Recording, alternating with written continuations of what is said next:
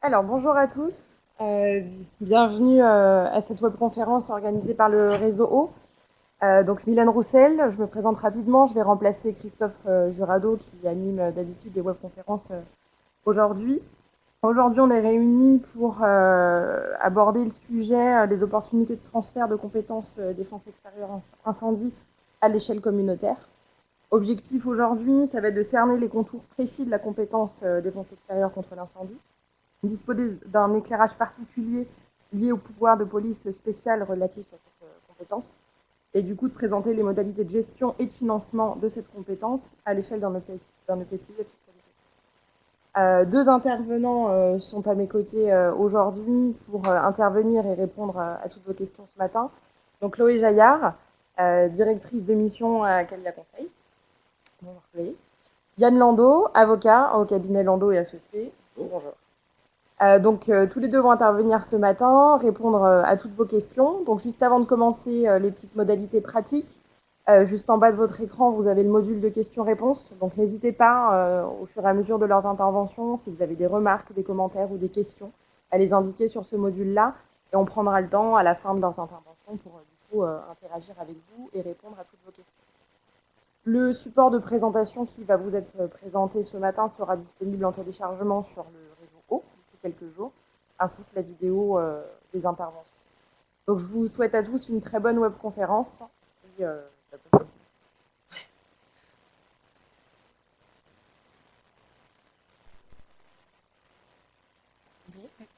Bonjour à tous. On a choisi avec Yann Landau effectivement de centrer cette webconférence sur la question du transfert et de l'opportunité surtout du transfert de la défense extérieure contre incendie à l'échelle communautaire pour plusieurs raisons et notamment parce qu'on s'est aperçu dans le cadre de nos transferts de compétences eau potable en particulier que cette question revenait quasiment systématiquement alors même qu'elle n'était pas souvent évoquée soit dans les cahiers des charges concrètement des consultations ou même vue dès le départ comme une des problématiques de ces transferts. Alors, juste un point de vue, excuse-moi, pratique, je fais défiler avec. ouais. Alors, du coup, en quoi cette question se posait c'était notamment au départ sur la perception d'un risque d'avoir deux gestionnaires distincts entre l'alimentation en eau potable d'un côté et les points d'eau incendie de l'autre, parce qu'un certain nombre de points d'eau incendie sont raccordés au réseau. Donc c'est souvent comme ça que la question nous arrive et nous est posée sur du coup l'opportunité de transférer la compétence défense incendie à l'échelle communautaire, et ce qui est au départ finalement uniquement vu comme en termes d'intérêt d'avoir un gestionnaire unique de ces deux compétences pour cette raison de PEI raccordé au réseau d'eau. Voilà.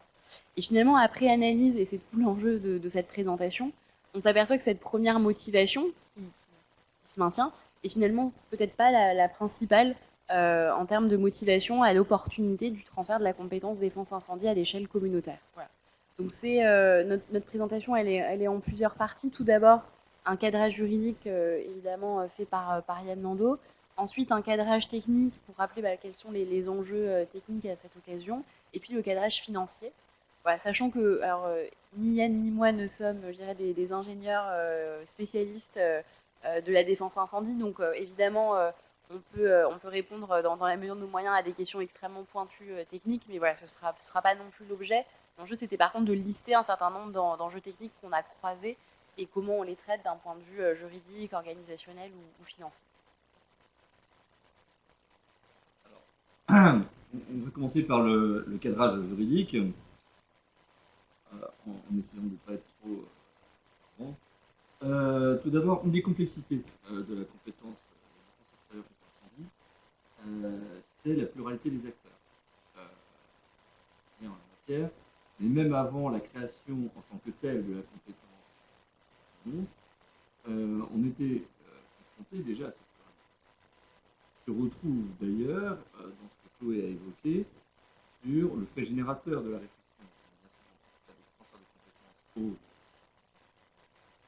la matière, c'est l'interface avec le statut de un multitude de décisions de justice qui portent sur des problématiques d'alimentation. Souvent, des défauts d'alimentation, des biens suffisants au niveau des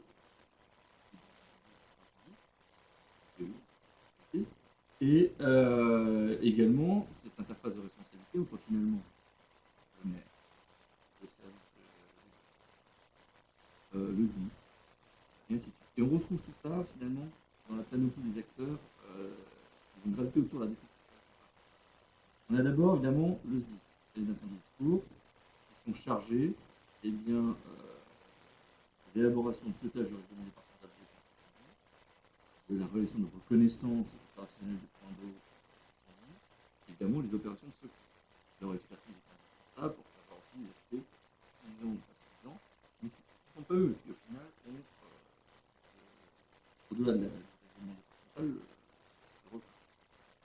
Après, il y a l'autorité de police administrative générale, le noyau de défense, CEI, qui est compétent à la fois des pouvoirs de police généraux et d'une pouvoir de police spécial en matière de défense contre l'incendie.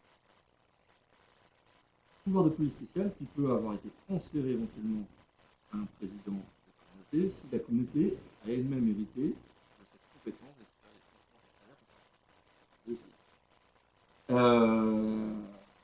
dans quel cas, eh bien, une part de responsabilité qui incombe aussi bien à la commune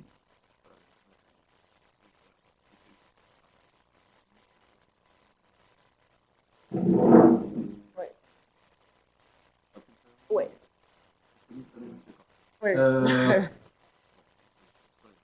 Message d'erreur de Windows qui venait de avec également le service de l'eau, évidemment, qui a aussi évidemment sa part de responsabilité en tant que source d'approvisionnement de la défense contre l'incendie, mais qui n'est pas forcément on évoquera quand on abordera la technique, mais déjà quand on évoque les contrôles d'incendie, alors je suis désolé, je suppose que vous avez tous des écrans de 42 pouces dans vos bureaux pour bien voir le texte, sinon prenez des loupes.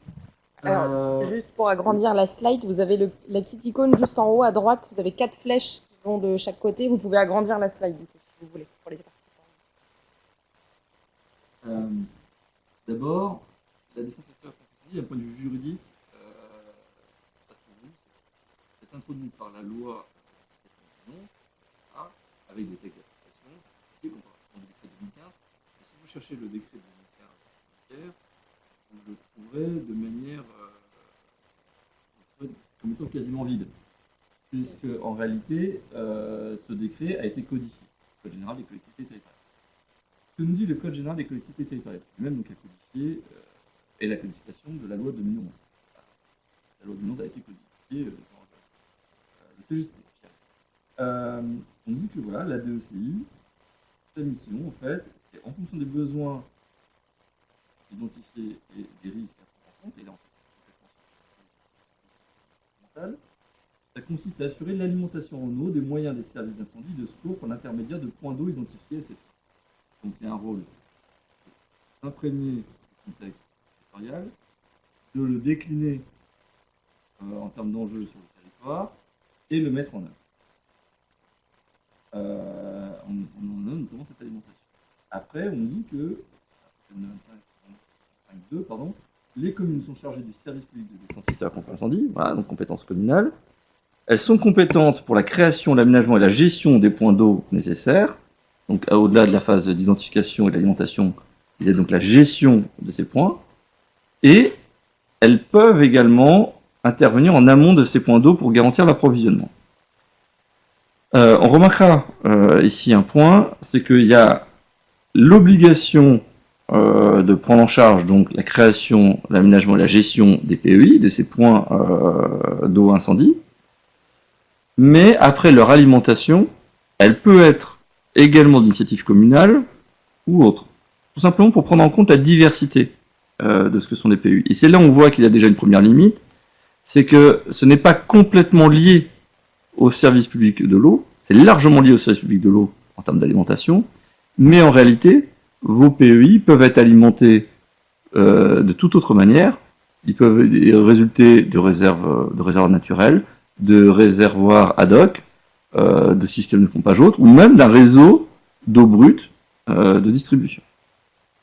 Et dans ces cas, ça peut être complètement distinct. En réalité, on pourrait tout à fait, techniquement et juridiquement, envisager un système, un territoire où on serait complètement déconnecté du service public d'eau potable.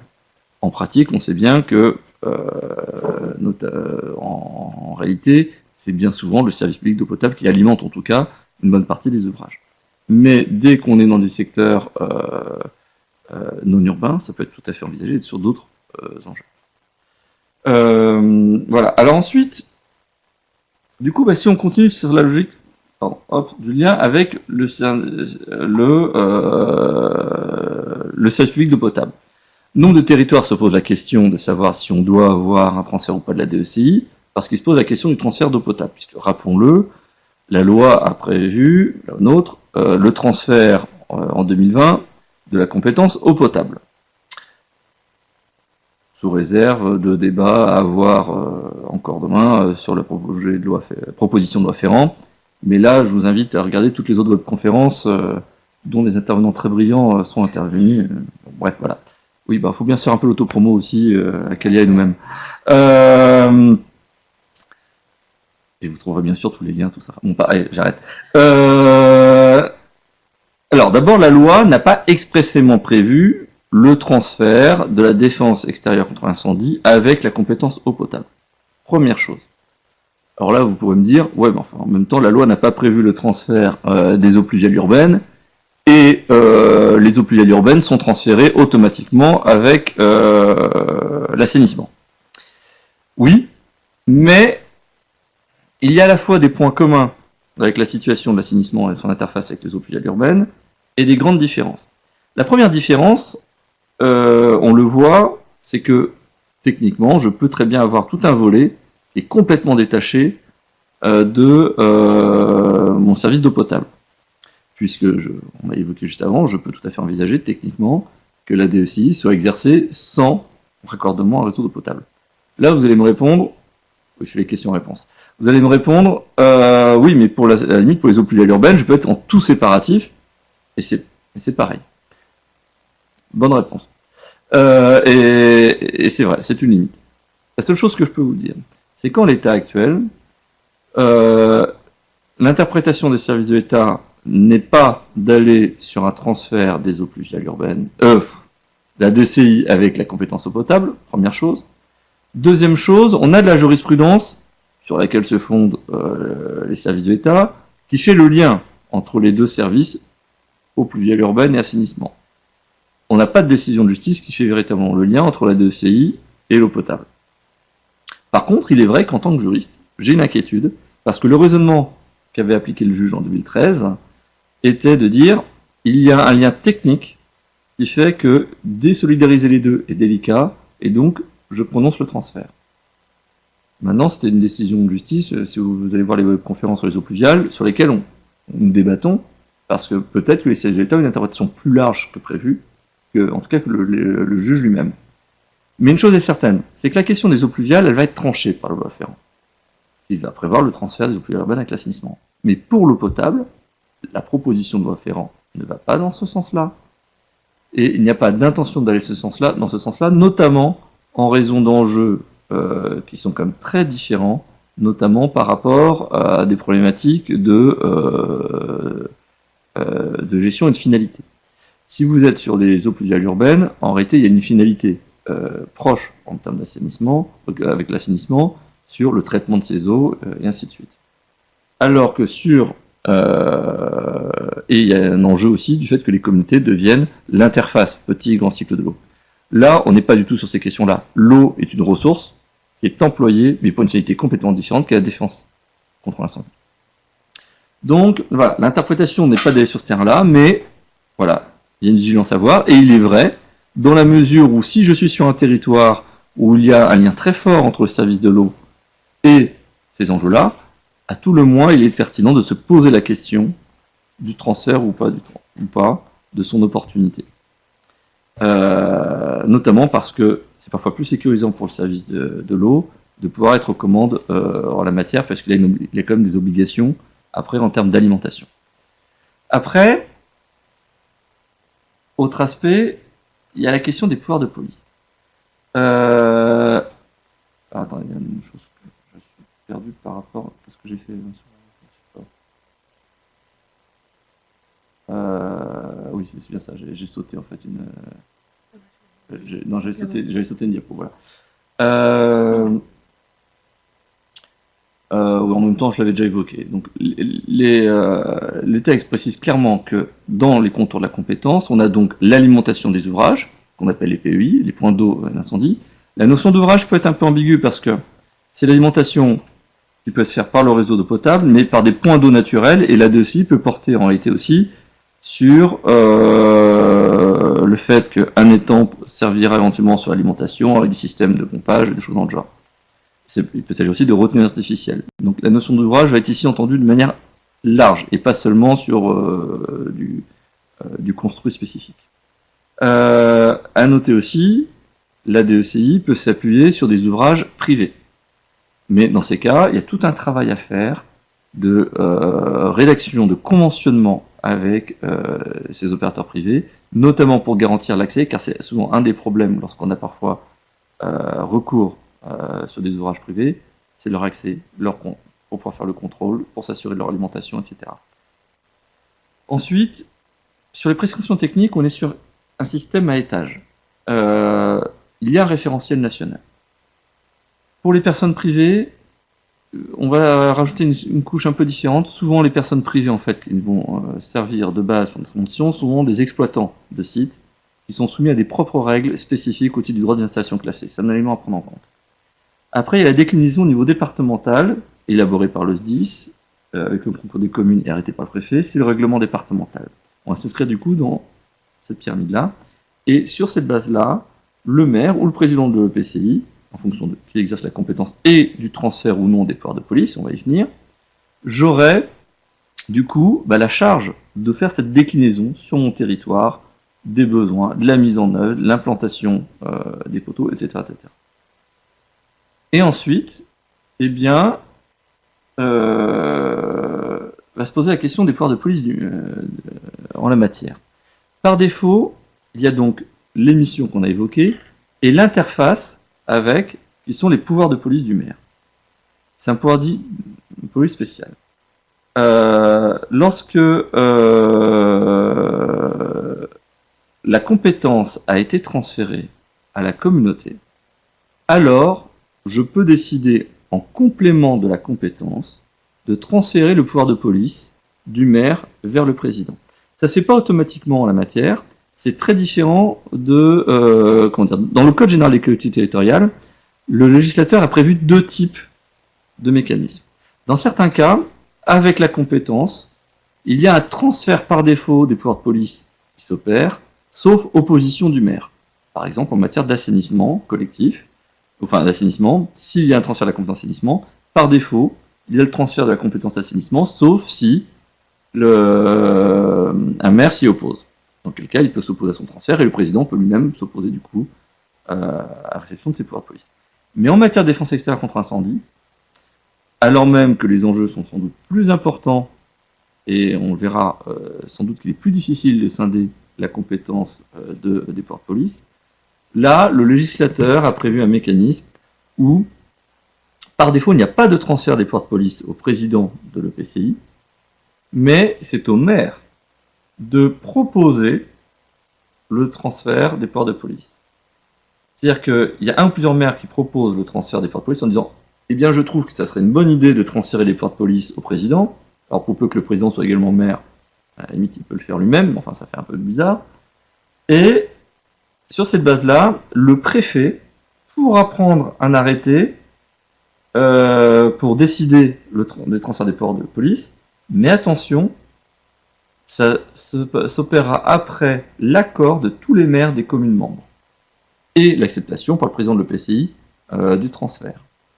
Ce qui veut dire qu'on n'a pas de mécanisme véritablement où une majorité peut emporter le transfert des pouvoirs de police ou autre.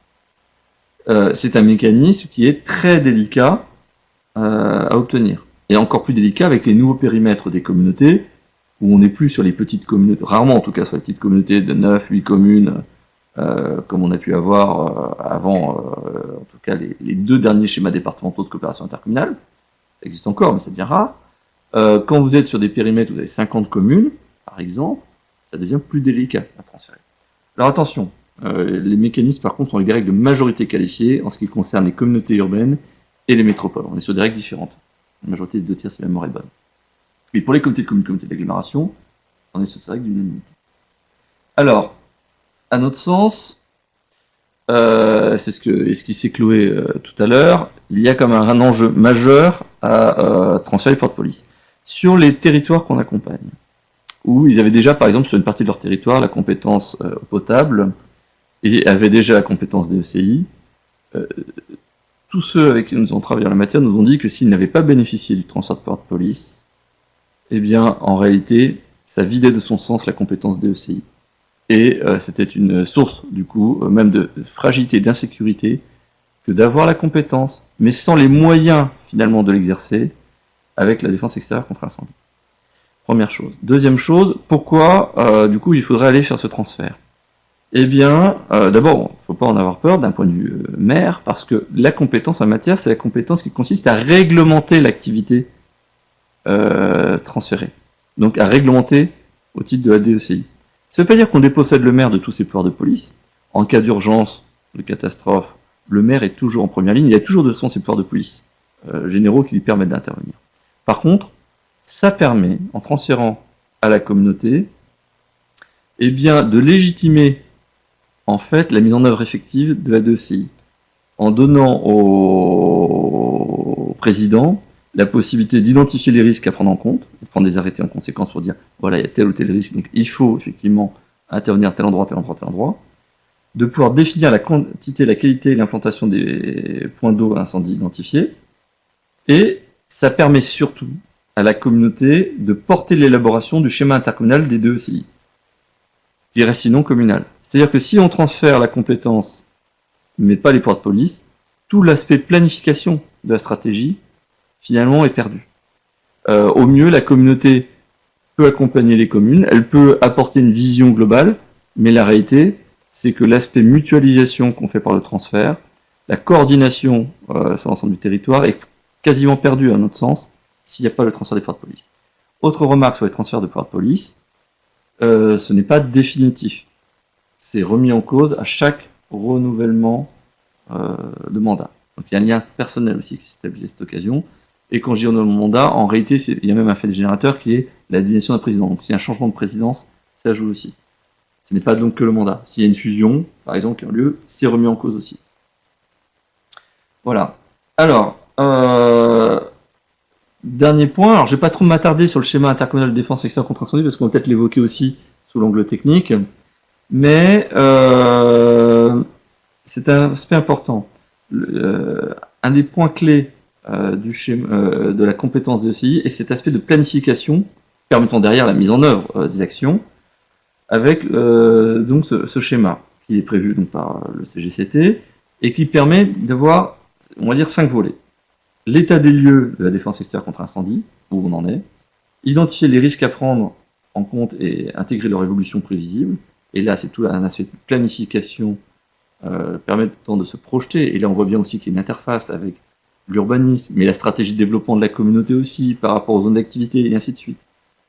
Vérifier l'adéquation entre la défense extérieure contre incendie et les risques à défendre. Bref, que faut-il faire pour pouvoir s'adapter aux enjeux tels qu'on identifie sur la durée. Fixer les objectifs d'amélioration, de renforcement, etc., etc. Et on voit bien là le lien effectivement qu'on peut avoir avec l'eau potable, parce que si on identifie des secteurs à renforcer, mais qu'on prévoit l'alimentation en eau potable, alors oui, effectivement, il y a un enjeu à avoir peut-être la compétence en matière, parce que demain, les renforcements de réseau, bah, si c'est moi qui suis compétent sur l'eau potable aussi, c'est pas forcément idiot que je puisse mettre en corrélation, et mettre en place eh bien, la stratégie du développement des équipements supplémentaires, des PEI et leurs accessoires. Voilà. Après, en fait, c'est une redite de ce qu'on a déjà dit sur les pouvoirs du président, en fait. Oui, donc j'avais déjà anticipé sur cette diapositive. Voilà. Donc voilà, dans les grandes lignes, le cadrage qu'on peut évoquer. Il y a un point qu'il faut tout de même évoquer, après évidemment, c'est le transfert. Le transfert n'étant pas automatique avec la compétence eau ou quoi que ce soit, la prise de compétence DECI va bien relever une décision spécifique de la communauté et de ses communes membres pour dire on prend la compétence. Là-dessus, on retrouve le schéma classique de prise de compétence avec la consultation des comités techniques si on a des agents à transférer, et même de manière générale, c'est bien de le consulter parce que tout ce qui touche à l'organisation des services, normalement, doit faire l'objet d'une consultation des comités techniques. Alors il y a une décision de justice qui vient de préciser qu'à la limite, on peut le consulter que lorsqu'on va faire des transferts effectifs d'agents, mais nous recommandons, regardez le texte, si on peut, de le faire vraiment en amont de la décision. La délibération du conseil communautaire qui demande le transfert de la compétence, la délibération ensuite, les délibérations des conseils municipaux pour dire on prend la compétence, et là on retrouve la majorité qualifiée des 2/3 des communes qui représentent la moitié de la population, l'inverse, y compris la commune la plus peuplée qui représente le quart de la population, et ensuite un arrêté préfectoral qui entérine le transfert. Si, en cascade, on veut transférer des aspects de la compétence à un syndicat d'eau, 2 remarques, il faut en cascade faire la même chose, voir si on transfère toute la DECI ou seulement certains aspects, mais petite remarque, je ne peux pas transférer à un syndicat d'eau, au président d'un syndicat d'eau, les pouvoirs de police. Les pouvoirs de police ne transfèrent qu'au président de l'EPCI. Donc, ça veut dire qu'il n'est peut-être pas toujours pertinent de transférer toute la DECI au syndicat, ou si en tout cas on le transfère, il faut bien retenir que dans ces cas, c'est un transfert qui est lié sur les aspects logistiques, matériels, mais pas sur les aspects de pouvoir de police en la matière. Et donc, sur le schéma, par exemple, le syndicat peut contribuer à son élaboration, à faire des projets, mais on restera sur une cellule après de l'adoption commune par commune, avec tous les risques qu'on peut rencontrer du coup sur l'incohérence, dans certains cas, de schéma entre eux. Voilà. Autre aspect, il n'est pas évoqué tout à fait ici, si vous êtes sur une communauté, par contre, où vous aviez cette compétence à titre supplémentaire, la communauté, vous savez, compétences obligatoires, optionnelles, supplémentaires, et que vous avez fusionné, eh bien, ça fait partie des compétences en arbitrage d'ici la fin de l'année, si vous avez fusionné au 1er janvier 2017. Et là, on n'est pas dans ce processus-ci qui est décrit ici pour généraliser la compétence, mais là, c'est une simple délibération qui généralise la compétence, ou même, si vous ne délibérez pas, il y a une généralisation automatique de la compétence, puisque la loi prévoit qu'en cas de fusion de communautés, si une des communautés avait la compétence et pas les autres, faute de délibérer pour dire je restitue la compétence au 31 décembre, d'ici le 31 décembre 2018, eh bien, par défaut, la compétence sera généralisée sur tout le territoire. Et il y a des territoires qui vont tout simplement, on accompagne quelques-uns, généraliser cette compétence DECI. Il l'avait déjà sur une des communautés qui a fusionné, 3 communautés qui ont fusionné, il y en a une qui avait la compétence. Au 1er janvier 2019, il y aura une généralisation par ce mécanisme-là, qui est donc différent du mécanisme que je décris ici. Autre remarque, on va hériter aussi de différents modes de gestion. Si on veut optimiser, il est important de vérifier 2-3 petites choses, pardon. Si je suis sur un contrat de délégation de service public, je peux confier à mon délégataire des prestations qui sont en interface là-dessus, alimenter les poteaux incendie, voire même les réaliser éventuellement. Mais, attention, ce n'est pas à l'usager du service de supporter ces coûts-là. Donc le contrat doit être bâti de manière cohérente là-dessus. Et si on généralise la compétence, il y a peut-être des rapprochements à faire sur les contrats.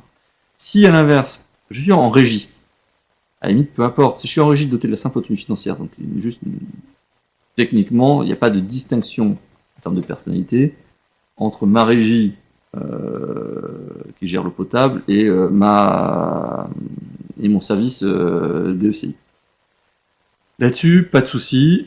J'ai juste à faire des écritures budgétaires, et là, Chloé en parlera mieux que moi de tous ces aspects-là. Par contre, non, si. Par contre, quand je dis juste, c'est peut-être pas forcément plus simple, mais je me défausse lâchement sur Chloé. Par contre, juste une remarque, si je suis sur une régie avec une personnalité morale, juridiquement c'est une personnalité distincte, ou, pour ceux qui se sont amusés à le faire, une société publique locale par exemple. Juridiquement, ce sont 2 entités distinctes. Et du coup, si je confie à la régie dotée de la personnalité morale ou à la SPL des prestations en matière de DECI, comme pour un délégataire, je ne peux pas faire supporter aux usagers de l'eau le coût du service, très bien. Mais par contre, il faut bien penser à prévoir le conventionnement, prévoyant que je confie à ma régie ou à ma SPL aussi des prestations en la matière. Certes, on sort de la mission de la régie qui est là que pour gérer l'eau potable, mais il y a une interface, voilà, c'est très bien. Mais justement, parce qu'on n'est pas dans l'objet même de la régie en tant que telle, il faut bien penser à faire ce contrat pour bien tout sécuriser.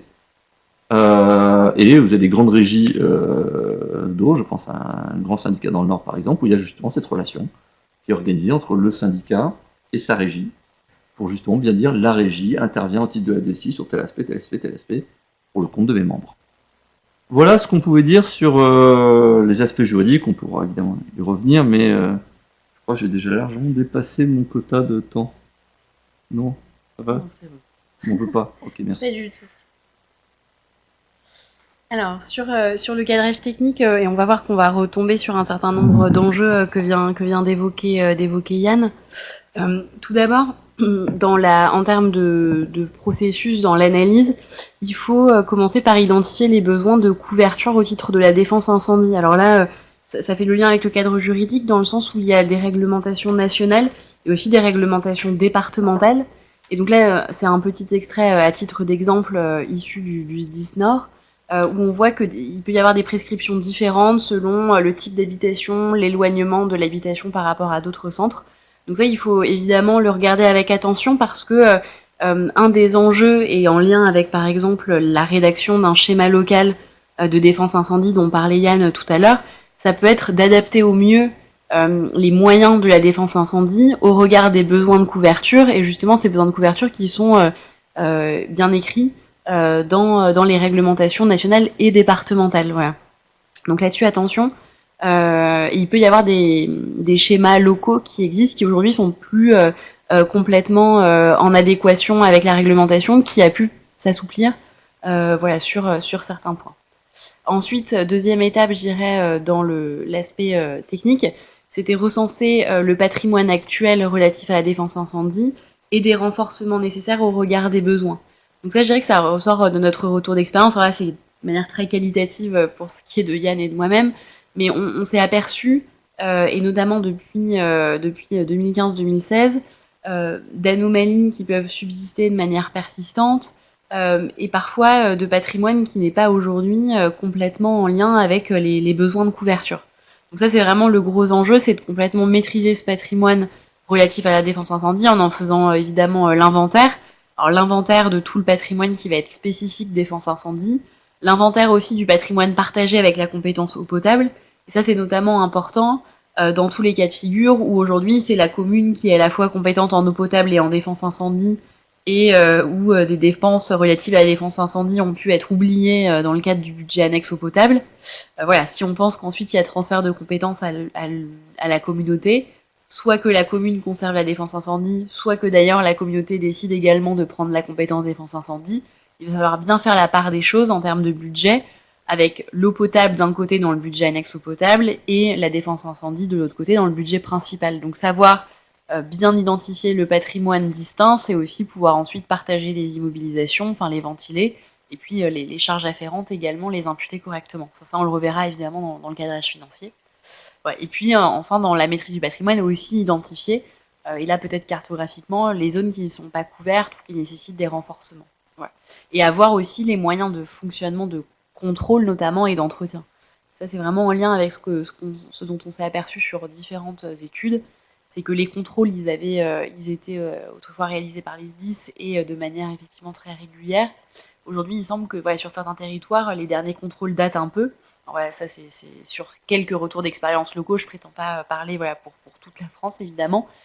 Et puis avec un certain nombre d'anomalies qui sont détectées lors des contrôles et qui ne sont pas forcément suivies et résolues surtout. Donc ça c'est un enjeu aujourd'hui et c'est une vraie question qui peut là justifier aussi l'intérêt d'avoir une prise de compétences communautaire s'il y a des moyens qui sont ensuite alloués à un service de défense incendie au niveau communautaire, c'est de pouvoir être un peu plus réactif sur la résolution d'anomalies qui sont persistantes. Voilà, alors ça peut être des anomalies, on l'a vu dans certaines études, qui sont entre guillemets que un défaut de peinture, mais il peut y avoir des anomalies plus rares, enfin plus graves, pardon, alors plus rare aussi, plus rarement constaté, mais qui pouvait être un défaut d'accessibilité carrément du point d'eau. Voilà. Alors sur du coup là aussi se doter du schéma local de défense contre l'incendie, donc en lien avec le cadrage juridique qui a été fait par Yann. Voilà, techniquement, c'est vraiment repartir de l'existant, caractériser les services actuels, définir le niveau de service objectif, et finalement c'est ça que permet de faire le schéma local de défense contre l'incendie associé à ce pouvoir de police spécial du président ou de la présidente de l'EPCF, ce qui a été propre, c'est de bien expliciter quel est le niveau de service objectif qui est ciblé. Et ça, ce niveau de service objectif, bien évidemment, il doit être conforme aux réglementations nationales et départementales, enfin à ces règlements de défense incendie, mais il peut permettre aussi d'expliquer voilà, comment on va couvrir les zones et quels choix peuvent être faits, soit de couvrir des zones par exemple avec des points d'eau incendie raccordés au réseau d'eau, soit au développement de points d'eau qui peuvent être des citernes, donc là des raccordés. Et ça, je pense que ça peut être utile clairement de l'expliciter dans un schéma local en termes voilà, qu'est-ce qu'on se fixe comme objectif de couverture et comme manière de couvrir. Et puis donc l'approche des coûts. Donc ça, c'est ce qu'on verra notamment dans le cadrage financier. Donc, voilà, donc concrètement, derrière l'idée de tenir compte de la caractérisation des services de défense incendie existants, souvent à l'occasion de cette question de l'opportunité du transfert de la compétence DSI, quand on regarde les dysfonctionnements, on s'aperçoit qu'il y a des dysfonctionnements constatés qui peuvent perdurer d'année en année, voilà, avec des niveaux de gravité différents. Ensuite, proposer un niveau de service objectif qui soit réaliste quand même, mais conforme évidemment à la réglementation. Et puis, en termes de coûts, voilà, pouvoir aussi développer peut-être une analyse coût-bénéfice. Alors là, c'est entre guillemets, parce que c'est pas l'analyse coût-bénéfice comme on peut la connaître sur des sujets, par exemple, l'inondation ou autre, mais une analyse coût-bénéfice rapide sur l'intérêt de renforcer un réseau d'eau pour les besoins de la défense incendie versus créer une réserve d'eau à part comme une citerne. Ouais. Ça, c'est un des enjeux qui revient beaucoup sur les territoires en termes d'interface technique eau potable incendie. Et là, c'est vrai que sur la question de l'interface eau potable défense incendie, il y a vraiment deux logiques de conception qui peuvent même aller jusqu'à s'opposer. Donc c'est vrai que on voit bien que l'idée de l'interface qui paraissait automatique et naturelle et qui suscite la question de l'opportunité du transfert de la compétence défense incendie, en fait techniquement elle peut même être difficile à gérer parce qu'il y a une coordination entre des conceptions du réseau d'eau potable d'un côté où la priorité c'est évidemment la qualité de l'eau et donc il y a une question évidemment de temps de séjour, et puis de l'autre la question plus les besoins de la défense incendie où on va chercher à aller voilà au plus près de chaque habitation et donc là peut-être de développer un chevelu qui va rentrer du coup en incohérence avec l'objectif qualité eau plutôt vision autorité organisatrice de l'eau potable. Voilà.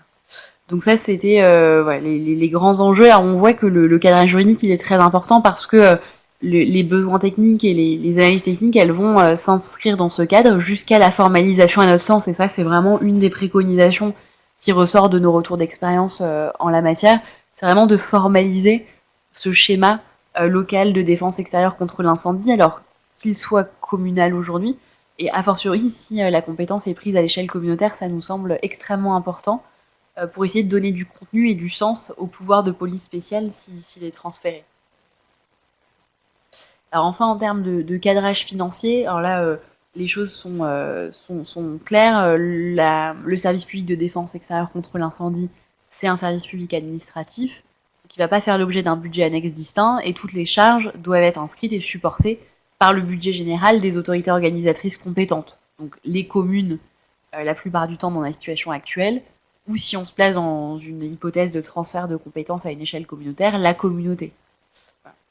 Alors avec, à la différence du service public d'eau potable, qui est un service public industriel et commercial, et là financé par les factures des usagers.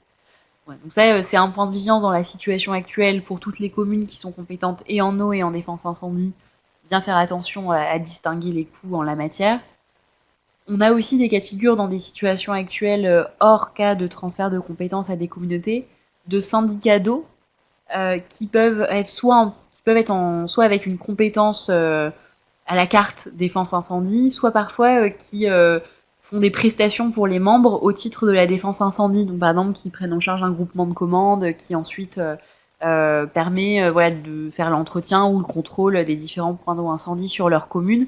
Donc là aussi, il faut bien isoler les flux, puisque le syndicat d'eau potable ne va pas devoir financer ça par les recettes qu'il perçoit sur les factures d'eau, mais par exemple d'un remboursement des communes au titre de la défense incendie, donc de ses membres à travers une cotisation qui peut être fixée selon différentes clés, ou un remboursement à la prestation effectuée. Donc ça, bien y faire attention. Et dans la situation actuelle, nous, ce qu'on aperçoit sur un certain nombre d'études, c'est que là, c'est assez hétérogène. Il y a des communes qui font bien la différence, même quand elles sont compétentes dans les deux cas de figure.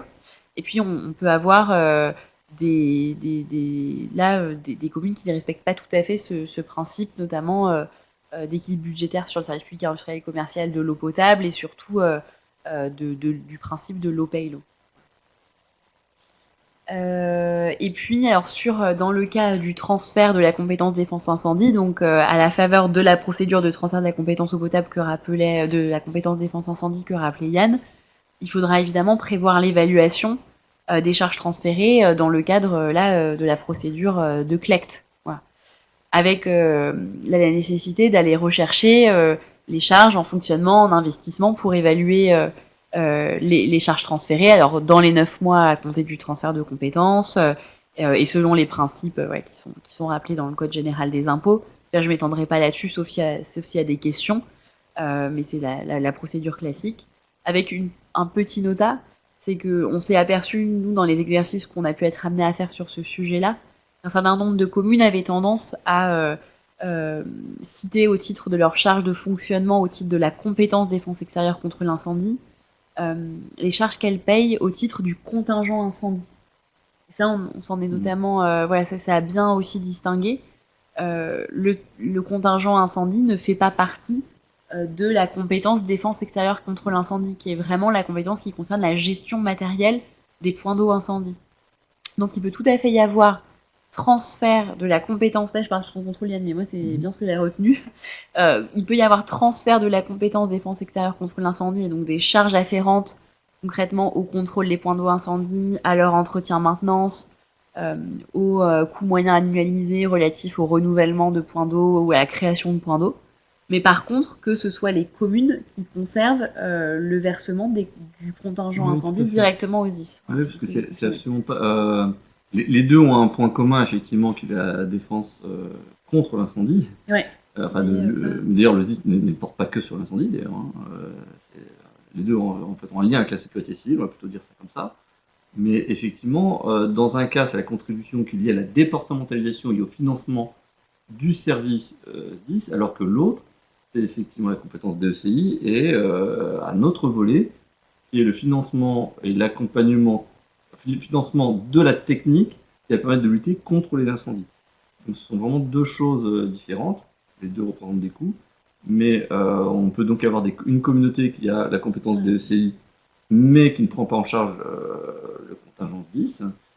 D'ailleurs, il y a encore peu, le transfert était limité qu'à ceux qui avaient transféré aux communautés avant, et puis entre-temps on a réouvert cette possibilité-là. Vous pouvez avoir des communautés qui prennent en charge la contribution au SDIS, mais pas la DECI, ou les deux, ou aucune. C'est effectivement tout à fait raison, il faut complètement distinguer les choses. Ça, c'est peut-être le point de vigilance, parce qu'on s'est aperçu, je dirais, même nous, on n'y avait pas été au départ, pour être complètement honnête, tout à fait attentif dans le cadrage, mais on a rapidement dû faire la nuance et bien l'expliquer.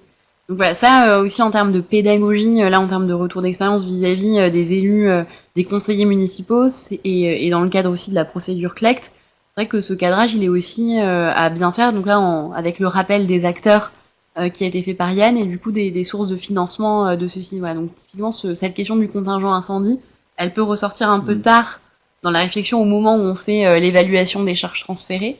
Et finalement, il faut peut-être l'anticiper dès le départ en expliquant que les communes pourraient tout à fait transférer la compétence défense extérieure contre l'incendie, mais continuer à supporter la dépense relative au contingent incendie dans la logique qu'a rappelé Yann. Donc en synthèse, et ensuite évidemment on est disponible pour approfondir tous les points que vous souhaitez au vu des échanges, mais on a essayé de dresser quelques avantages à notre sens du transfert de la compétence défense extérieure contre l'incendie, et en même temps les points de vigilance associés qui sont loin d'être neutres. Alors, dans les avantages, il y a quand même l'identification claire d'une autorité organisatrice unique, compétente, et en eau potable et en défense incendie. Donc là, l'idée qui avait naturellement émergé dès le départ de la présentation. Mais là, je dirais que le gros point de vigilance, à notre sens, c'est que cet avantage, il est net à la condition vraiment du transfert du pouvoir de police spécial, qui n'est pas automatique, et on a vu qu'il n'est pas simple, voilà, en tout cas avec une règle d'unanimité notamment. Voilà. Et alors, un autre point de vigilance, c'est aussi qu'il y a cette articulation entre ce pouvoir de police spécial qui peut être transféré, et de toute façon un pouvoir de police générale du maire qui demeure. Donc, voilà, il y aura une autorité organisatrice éventuellement unique, eau potable et défense extérieure contre l'incendie, mais en cas d'incendie, en cas de crise, voilà, le pouvoir de police générale du maire, il demeure, donc il n'est pas complètement, je dirais, dessaisi, il ne devient pas complètement irresponsable non plus. Voilà. Donc là, quand même, point de vigilance pas neutre dans l'explication et dans la coordination des rôles entre la communauté d'une part et les communes d'autre part, même après le transfert de cette compétence défense extérieure contre l'incendie. Ensuite, alors là, deuxième avantage, et à notre sens, celui qui n'est pas toujours aperçu dès le départ et qui nous semble en fait ressortir en tout cas des retours d'expérience qu'on a à ce jour, c'est vraiment la possibilité, avec le transfert de la compétence défense extérieure contre l'incendie, de créer en fait un service avec une montée en compétences et de la mutualisation de moyens, chose qui n'est vraiment pas possible ou peu possible pour la plupart des communes, c'est-à-dire vraiment se doter du SIG, avoir un vrai suivi réglementaire, notamment par exemple des PUI conventionnés. Et donc là, voilà, ça montre bien que là on n'est pas dans l'obligation légale du transfert de la compétence défense extérieure contre l'incendie, mais il peut y avoir une opportunité opérationnelle si voilà, la communauté se dote aussi des moyens à consacrer à cette compétence. Mais c'est vrai qu'on s'aperçoit dans nos retours d'expérience que sur un certain nombre de communes, même quand les contrôles sont faits, on n'a pas forcément la résolution de ces anomalies, et donc on voit bien que c'est sans doute qu'il manque une capacité de suivi. Et puis sur un certain nombre de questions qu'on a vues, par exemple, évaluer toutes les solutions en termes de couverture du besoin de la défense incendie, voilà, il peut y avoir un intérêt voilà, à mutualiser et à avoir un service qui a des capacités de modélisation, par exemple. Et ensuite, alors, dernier avantage, et là qui peut plutôt dépendre, je dirais, des contextes locaux de chaque communauté, c'est l'éventuelle transversalité qui peut se faire avec d'autres compétences de la communauté. Donc entre la défense incendie et d'autres compétences. Donc typiquement, avec le développement économique, avec les compétences aménagement, urbanisme, et puis avec l'eau potable. Donc là, je dirais que ça dépendra un petit peu du champ de compétences de chaque communauté. Mais c'est vrai que dans certains cas, la défense incendie et du coup peut se mettre mieux en transversalité. Voilà. Donc là, c'est pas un avantage, je dirais, qui est systématique, mais qui va plutôt dépendre de chaque contexte communautaire. Voilà. Donc ça, c'est une proposition de synthèse, voilà, sur la base de nos retours d'expérience, mais là, on peut tout à fait aussi en échanger au vu de vous, vos retours et vos impressions ou vos constats sur le terrain. Merci. Merci à vous deux pour vos interventions. Du coup, en effet, on va passer au moment d'échange. J'ai déjà eu pas mal de questions là à poser au cours de vos interventions, donc n'hésitez pas si vous en avez d'autres qui viennent. Au fur et à mesure, on va les traiter dans l'ordre. Du coup, première question. Alors, question de Thomas Couturier. Est-ce qu'un syndicat intercommunal peut exercer la compétence DECI et récupérer pour ce faire le service public de DECI ? En effet, les textes n'imposent pas que le transfert de compétences soit exercé obligatoirement vers un EPCI à fiscalité. En soi, la compétence en tant que telle, il n'y a pas pour moi de souci.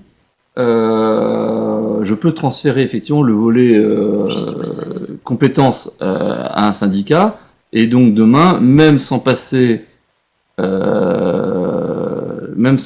par par une communauté au passage, dans l'hypothèse où je suis sur le territoire d'une communauté de communes et que la loi fait en passe, il n'y a pas de transfert automatique de la compétence en 2020 à la communauté de communes, par exemple, je peux effectivement avoir un transfert en matière. Ou, effectivement, on peut même envisager une situation un peu complexe, mais qu'on rencontre déjà en réalité, où vous êtes un syndicat, vous avez une commune, des communes qui vous transfèrent la DECI, les communautés qui ont pris la compétence eau, mais qui vous transfèrent la compétence eau au syndicat, et en fait, tout ce petit monde se retrouve dans le syndicat, puisque vous avez la communauté qui transfère l'eau et la commune qui transfère la DECI. Le seul problème, par contre, qu'on rencontrera, c'est effectivement cette problématique sur les transferts de police. Mais techniquement, c'est possible. Vous avez déjà des syndicats qui ont plusieurs cartes de compétences, avec une compétence eau potable et une compétence à la carte DECI. C'est tout à fait possible. Le tout, c'est que la personne qui vous transfère la compétence l'est bien. Ce qui ne marchera pas, évidemment, vous en doutez. C'est la communauté qui vous transfère l'eau potable et la DECI, mais manque de peau, la communauté n'a jamais eu la compétence DECI. Là, évidemment, il y a un problème dans la chaîne des transferts. Voilà. Mais donc, pour répondre à la question, oui, c'est tout à fait possible. Et pour répondre à la deuxième question, parce que je pense qu'elle est pour moi aussi, Ouais. oui, je peux vous le dire, mais si vous me donnez juste le temps de regarder, d'avoir le texte sous les yeux, parce que j'ai pas la prétention de connaître tous les textes par cœur. Je vous avais dit que de mémoire, c'était une majorité des 2/3. Je vérifie si c'est bien ça. Tac, tac, tac, tac, tac. Alors, lorsque l'EPCI est une communauté urbaine, le transfert est décidé par arrêté du ou des représentants de l'État, pareil, après accord du président de la communauté urbaine, et des 2/3 au moins des maires des communes membres dont la population représente plus de la moitié de la population totale, ou de la moitié des maires des communes membres dont la population représente plus des 2/3 de la population totale. Donc c'est une majorité qualifiée qui s'applique. Quand j'ai dit 2/3, c'était réducteur. C'est 2/3 des maires représentant la moitié de la population. Oui, ça. La moitié des communes représentant la moitié de la population, ou l'inverse. Ce qui permet en communauté urbaine ou en métropole de pouvoir bénéficier du transfert des pouvoirs de police auprès de l'exécutif, alors même qu'il y aurait peut-être un maire qui s'y opposerait, ou deux maires qui s'y opposeraient. Après, ça dépend des rapports de force, évidemment. Dans les cas. On peut regretter malheureusement que ce ne soit pas le même mécanisme, évidemment, pour les comités de communes, les comités d'agglomération, puisque bien souvent, ce qui a posé un problème, c'était pas l'absence d'une majorité, c'était cette absence d'unanimité en la matière. Très bien. Alors, on a une autre question, je pense pour vous, Monsieur Landau également. Existe-t-il une date limite pour l'élaboration de l'arrêté municipal de DECI? C'est une bonne question, merci de l'avoir posée. Pas que je me souvienne. Je ne me souviens pas avoir vu de date limite. La question est plutôt une question de vétusté, mais non, je me souviens pas. Je me souviens pas d'une date limite qui aurait été rédigée en matière. Ça fait partie des quelques points qu'il faudrait peut-être qu'on peut voir plus tard et apporter la réponse. Sauf si vous trouvez une question pour Chloé, je vérifie juste. Ouais, celle d'après, je pense que ce sera pour Chloé. Alors, question d'Yvan Fredaz. La fréquence des contrôles est-elle cadrée juridiquement et en particulier l'occurrence? Non, c'était plus pour vous. Je crois que c'est tous les 3 ans, pas une minima. C'est un minima tous les 3 ans. C'est des éléments qui sont dans le référentiel, mais après on peut avoir des prescriptions différentes dans le règlement départemental. Il me semblait que le principe, voilà, de manière obligatoire, c'était tous les 3 ans à minima, sauf prescription plus restrictive du règlement. Ouais. Alors, je sais pas si ça peut, il y a Arnaud Gaillard qui précise qu'il s'agit d'un arrêté annuel pour la question de Dominique Bail. D'accord, merci. Gaillard qui précise. Ok, je continue sur la question, vous pouvez vérifier avant. Ouais, ok.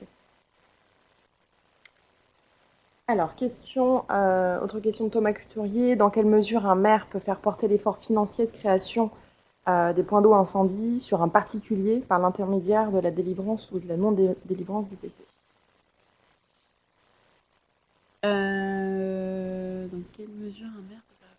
Oui, alors là, c'est l'idée de sous-tendre la délivrance d'un permis de construire au fait évidemment de donner cette autorisation parce que la zone elle est protégée et donc moi je comprends de faire porter aux particuliers la création du point d'eau. Ça, j'aurais tendance à penser que, il n'est pas prévu que ce soit le particulier pour le coup qui. Ça fait partie de l'ensemble des choses qui peuvent rentrer dans les contributions d'urbanisme. Il n'y a pas de contribution d'urbanisme spécifique en la matière et je ne peux pas rajouter des choses, des contraintes supplémentaires à l'autorisation d'urbanisme. Par contre, si je suis dans une autorisation d'aménagement, là c'est autre chose parce que je peux faire éventuellement porter ça au titre des équipements propres de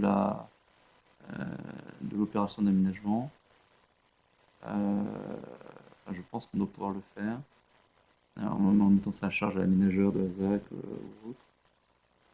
Mais par contre, dans le cadre des pures autorisations d'urbanisme permis de construire, il n'y a pas de contribution spécifique qui a été prévue, contrairement à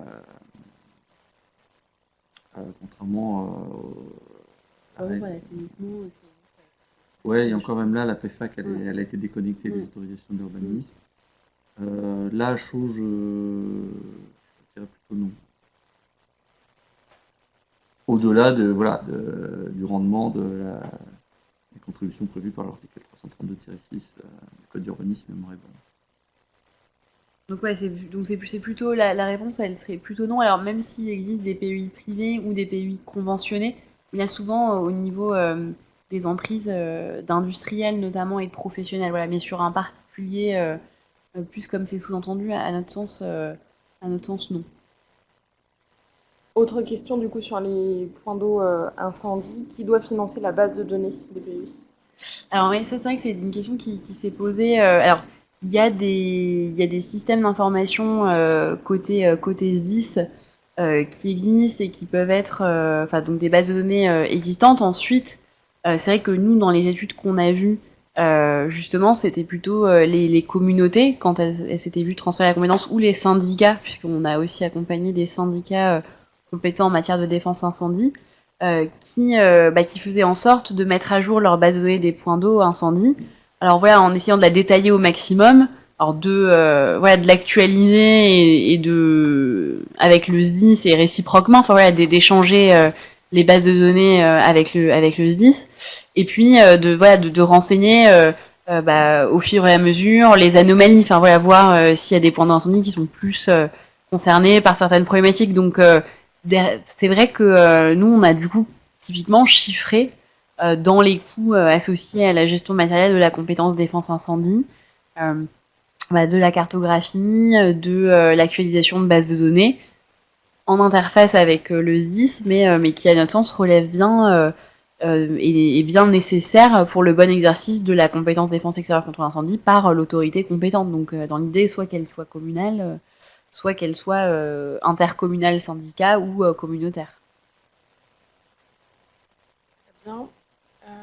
Autre question du coup, Jean-Luc Célérier demande quelle est la limite juridique entre la canalisation d'eau potable, donc la compétence eau potable, et le poteau d'incendie, la prise en charge ou la vanne de sectionnement. Alors, de mémoire, il me semble que je l'ai connu il y a très longtemps quand je travaillais pour un délégataire. De mémoire, il me semble que c'est effectivement au niveau de la vanne de raccordement que commence la responsabilité, y compris celle-ci. Juste pour répondre sur les 1 an, c'est souvent dans je viens de vérifier, il ne me semble pas que ça soit dans le référentiel national le rythme en tant que tel, c'est laissé aux règles à la réglementation départementale, mais laquelle en général effectivement met 1 an. Je vais le trouver par exemple sur celle du 91, effectivement le rythme imposé est d'1 an. Mais il ne me semble pas que ce rythme-là par contre soit imposé au niveau du référentiel national. Mais je n'ai plus le temps de repasser en revue là ensemble les 67 pages de référentiel. Okay. Et peut-être pour dire, il y a une nuance aussi, une limite, sur plutôt la question de la prise en charge du financement, en termes de financement, si on entendait aussi cette question-là. Ça va être effectivement, notamment en cas d'autorités organisatrices différentes entre l'eau et la défense incendie, la nécessité de conventionner. Et par exemple, on peut tout à fait imaginer que le renouvellement d'une canalisation d'eau potable qui amène de l'eau à un point d'eau incendie, enfin même il faudrait prévoir une prise en charge partielle par l'autorité organisatrice, enfin l'autorité compétente en matière de défense extérieure contre l'incendie, une partie du coût, par exemple, du renouvellement de la canalisation d'eau potable. Donc moi, typiquement, là, je pense à un retour d'expérience qu'on a eu, où c'est entre une communauté compétente en eau potable, une communauté plutôt compétente en défense incendie, pardon, et un syndicat compétent en eau potable. Il y avait une convention qui permettait au syndicat d'eau potable de se faire rembourser une partie du coût du renouvellement d'une canalisation d'eau potable, voilà, avec une clé de répartition financière qui permettait de traduire la quote-part en fait de la canalisation due en fait à la défense incendie.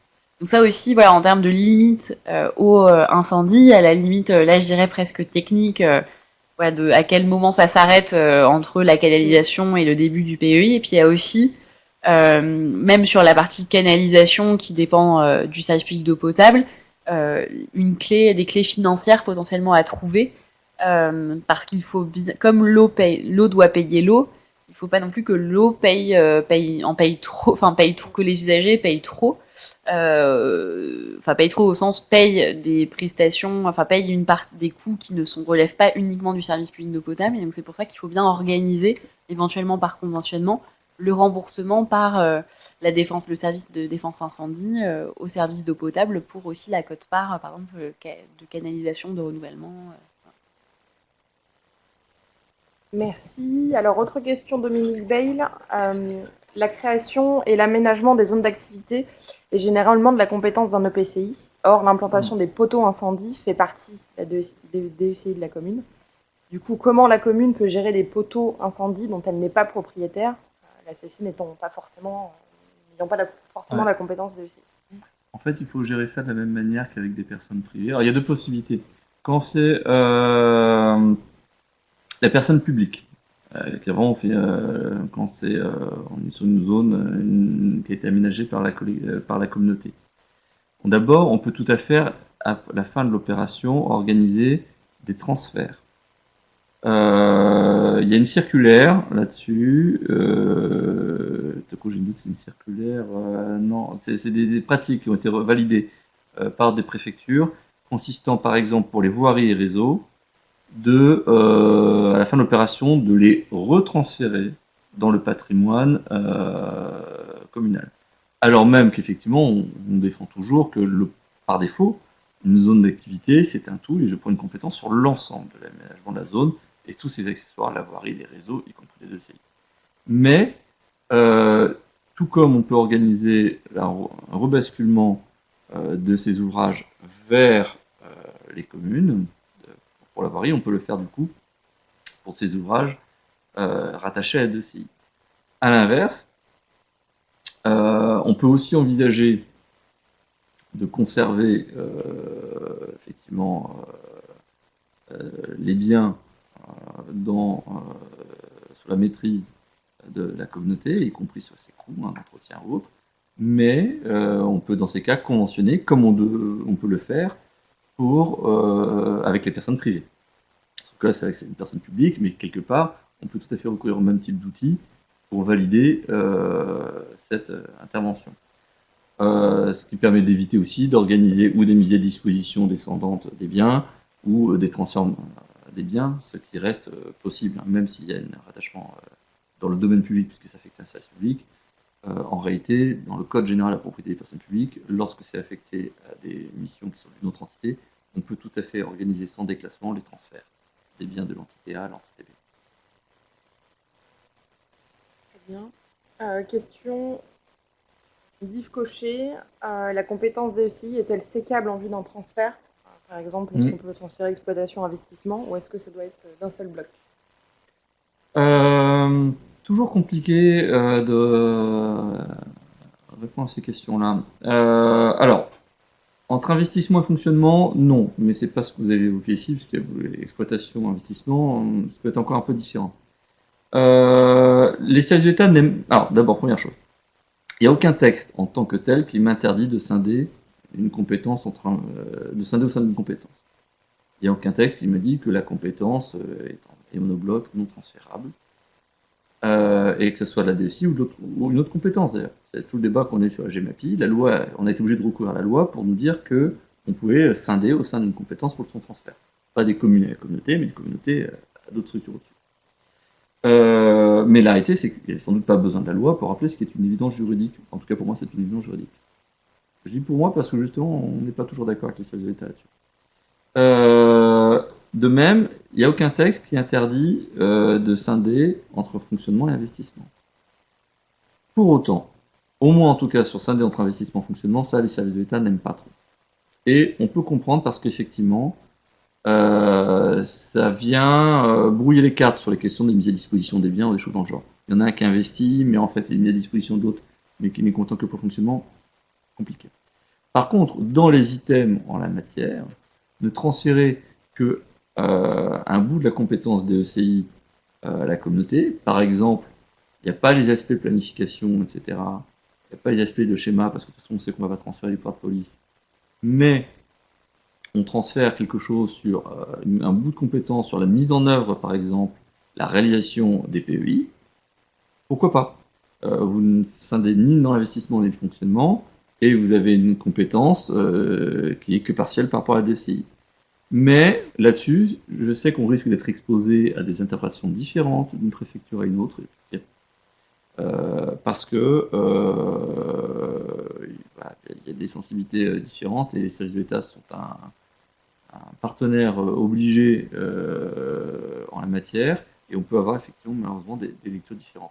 Mais pour moi, il est très défendable de dire qu'on peut effectivement, au moins en tout cas sur des actions, peut-être pas sur l'investissement en fonctionnement, on peut effectivement envisager que des transferts partiels en la matière. Et c'est d'autant plus vrai quand on sera dans la relation d'une communauté ou d'une commune avec un syndicat, où on sait que de toute façon il n'y aura pas les pouvoirs de police. Et donc qu'il est peut-être pas pertinent de prendre des engagements sur des bouts d'action qui sont trop liés de toute façon avec les pouvoirs de police. Très bien, autre question. Camille Prat, peut-on refuser un permis de construire en zone urbanisée sur le critère d'une insuffisance du réseau d'eau potable et ainsi obliger le pétitionnaire à installer une réserve artificielle en domaine privé? Est-ce qu'il y a une jurisprudence?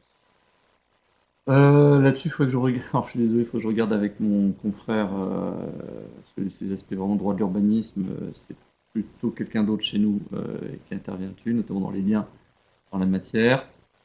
Ce qui me gêne un peu, c'est en fait, on peut refuser notamment des autorisations, effectivement, lorsqu'il y a des insuffisances de réseau, des choses dans le genre. Mais de ce que vous évoquez là, il y a un problème de base, c'est que l'ouverture en zone en ZU n'aurait pas dû avoir lieu s'il y a cette incapacité, s'il y a cette insuffisance en la matière. Mais là, il faut que je vérifie. Le problème, c'est qu'en fait, à partir du moment où on a ouvert en zone urbaine, on s'est déjà tiré un peu une balle dans le pied, en fait, en termes de nos capacités à refuser. Maintenant, là, je ne pourrais pas vous répondre plus loin là-dessus, je suis désolé. Ok. Je risque de vous dire trop de bêtises et essayer de raisonner comme ça. Question, Monsieur Gaufredaz, pour les points d'eau incendie recensés privés, donc dans le domaine privé et à usage privé, qui doit le contrôle et qui doit la surveillance de leur conformité?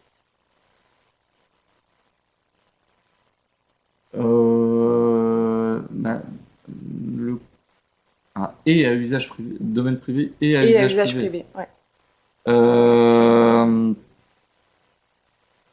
En fait, ça, c'est les propriétaires. Là, mais simplement, à mon sens, la seule obligation, c'est de vérifier que les contrôles, privés à usage privé, normalement, c'est les propriétaires. Simplement, l'autorité compétente défense incendie, je crois, doit juste surveiller que les contrôles sont effectivement faits. Donc là, ça peut être un peu la question de comment matérialiser le fait uniquement pour l'autorité compétente de savoir qu'ils existent. Ça, parfois, on s'est aperçu qu'ils n'étaient pas toujours bien listés ou bien connus. Et après, de peut-être matérialiser typiquement par un courrier recommandé, enfin voilà, pour dire voilà, on vous a demandé et on s'est vraiment effectivement juste assuré que le contrôle il était bien fait. À notre sens, on pourra vérifier. On va vérifier. Après, là, c'est vraiment quand ils sont vraiment que à usage privé. Ouais. Petite remarque néanmoins, si vous êtes sur le domaine privé à usage privé, mais vous êtes en régime ICPE, installation classée, là vous avez des prescriptions supplémentaires par contre, où il peut y avoir des obligations, ça dépend de l'arrêté préfectoral en la matière, qui peuvent conduire à devoir effectivement, ils sont toujours à la charge de contrôle, mais des questions de transmission, éventuellement ces états de ces contrôles. Mais après voilà, si par contre ils sont sur le domaine privé mais affectés à la DECI par les voies de conventionnement, là par contre ils rentrent dans le cadre du menu contrôle comme les poteaux extérieurs, ils sont à la charge du privé, mais il me semble que du coup par voie de conventionnement on peut y avoir l'accès pour pouvoir accéder au contrôle. Effectivement, donc si c'est privé sans convention, c'est vraiment la seule obligation de l'autorité compétente, c'est de vérifier que les contrôles sont effectivement faits. Et par contre, s'ils sont conventionnés, donc c'est ni sur la création ni sur l'aménagement que porte la convention, mais c'est par contre sur le contrôle, l'entretien et le remplacement dans les conditions prévues par la convention. Alors du coup, sur ce point, il y a eu deux commentaires. Quel argument du coup juridique pouvons-nous indiquer aux propriétaires privés dans les courriers afin qu'ils puissent réaliser les travaux ou les contrôles des PEI qui généralement ne souhaitent pas les faire, par exemple les lotissements privés? Je pense que c'est du terrain de responsabilité. Pas pour faute, là c'est...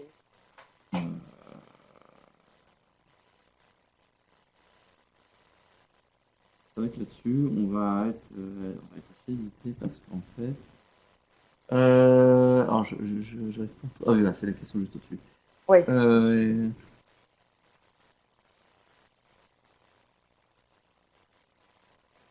Il y a un commentaire de M. Curutier juste en dessous. Ouais.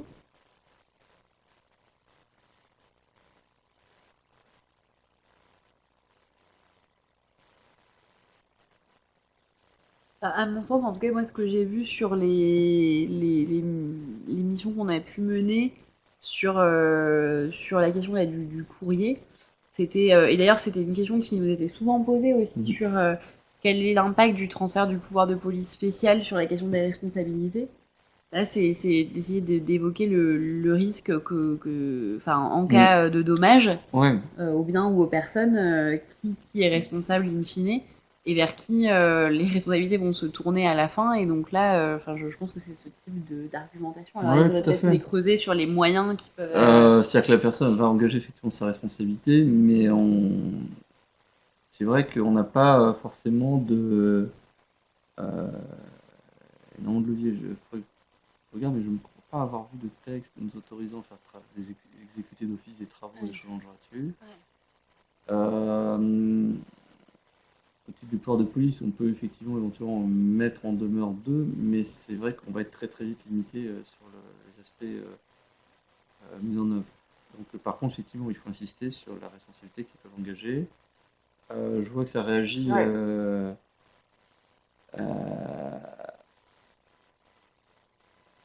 Oui, je vois que les réactions de M. Curutier et Arnaud Gaillard vont dans le sens un peu de ce qu'était ma réaction à chaud, c'est-à-dire qu'il y a un problème de base, c'est qu'à partir du moment où on a délivré et qu'on est en plus dans les zones urbaines où on n'aurait pas dû délivrer, ou alors on n'aurait pas dû ouvrir à l'urbanisme cette zone-là, à partir du moment où c'est ouvert, on s'est engagé à alimenter.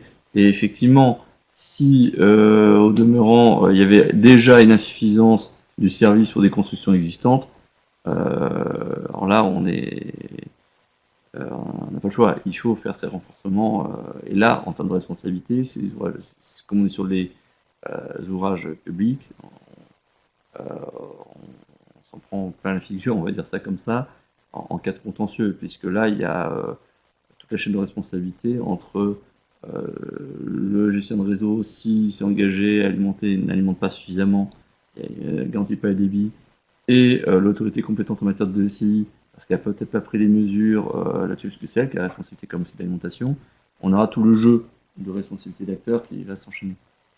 parce que bien souvent, quand on voit bien sur les contentieux en la matière, on recherche tout le monde, et y compris la responsabilité d'une personne privée lorsque c'est elle qui éventuellement avait des ouvrages et qui ont été déficients. On pense à l'incendie dans des grands sites, par exemple. Oui, vous avez raison. Voilà, dans les responsabilités, il y a les responsabilités que la personne expose, mais aussi le fait que les assurances, du coup, ne couvrent pas nécessairement pour les manquements de la personne à ses propres obligations. En tout cas, vont couvrir les tiers, mais pas forcément l'assuré en tant que tel. Rappelons aussi que l'assurance ne couvre pas sur le pénal, et que si je sais que mes photos ne sont pas conformes, je ne fais rien, alors on peut rentrer en plus dans la définition des délits non intentionnels, c'est-à-dire que je n'avais pas l'intention qu'il y ait des morts ou que sais-je, mais mes manquements ont eu une circonstance aggravante ou à l'origine de l'aggravation du sinistre, et donc peuvent engager ma responsabilité pénale assez lourdement là-dessus. Puisque qui dit responsabilité délictuelle dit potentiellement certes des grosses amendes, mais ça peut être aussi de l'emprisonnement. Voilà, mais attention, si vous jouez sur le côté sensibilité pénale, on n'est pas censé par contre dans les courriers faire du chantage au pénal. Si on sait que la personne est déjà dans une situation où elle engage sa responsabilité pénale, en fait on ne peut pas véritablement dire à la personne je te demande de t'exécuter, sinon j'engage ta responsabilité pénale. Parce que si on sait que quelqu'un a fait une faute au pénal, notre devoir de citoyen n'est pas de le menacer d'eux s'il ne fait pas telle ou telle chose, c'est dans ces cas de le dénoncer en fait, oui. Donc on peut dire attention, sachez également que ça peut relever du pénal, mais ne dites pas ça relève du pénal, et donc je ferai des actions contre vous si dans 3 mois vous n'avez rien fait. Parce que là, c'est vous qui engagerez votre propre responsabilité pénale en faisant du chantage au pénal. D'où l'intérêt de la subtilité de la rédaction. Je m'interroge si vous n'êtes pas déjà dans une situation qui pourrait relever du pénal, mais bon, ça, je n'en sais rien. Voilà. Merci, du coup je reprends le fil des questions. Ah non, mais pas de souci, il y a eu discussion, c'est très bien.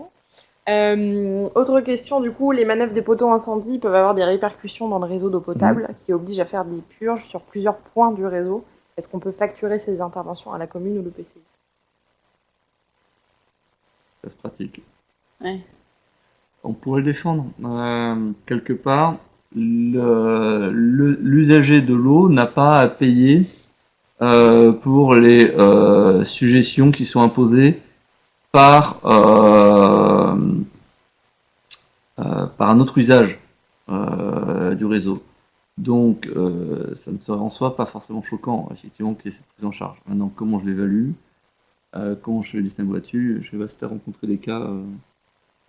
Non, enfin, effectivement, c'est des questions qu'on s'est déjà posées. C'est vrai que pour l'instant, c'était souvent pas nécessairement pris en charge et donc pas vraiment valorisé financièrement. Mais ouais. Alors, autre question, Monsieur Perrin. Donc, la métropole est compétente en DEC depuis le 1er janvier 2015.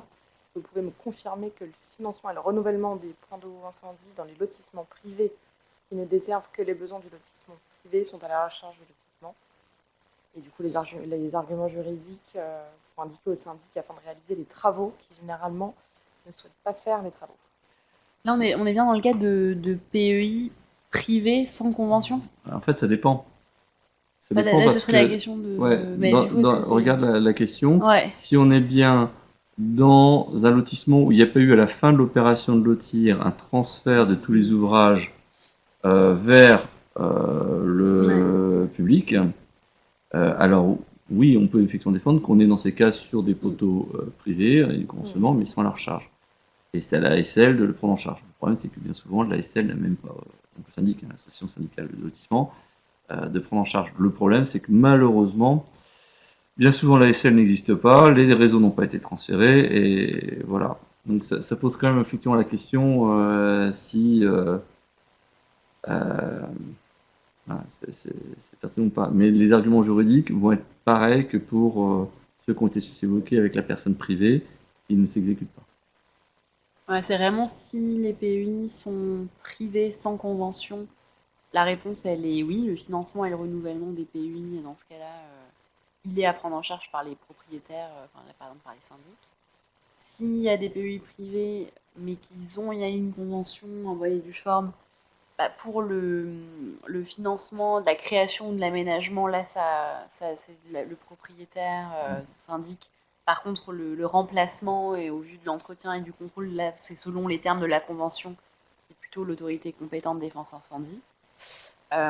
Et ensuite, là, on a plusieurs cas de figure dans le cadre de PEI. Là, si les PEI étaient publics, mais ont été financés par des tiers, là, il peut y avoir différentes cas de figure selon que c'est une ZAC ou des lotissements d'initiative publique. Ouais. Donc là, après, il faut peut-être faire attention dans votre cas particulier de préciser exactement le statut de ces PEI en lotissement privé.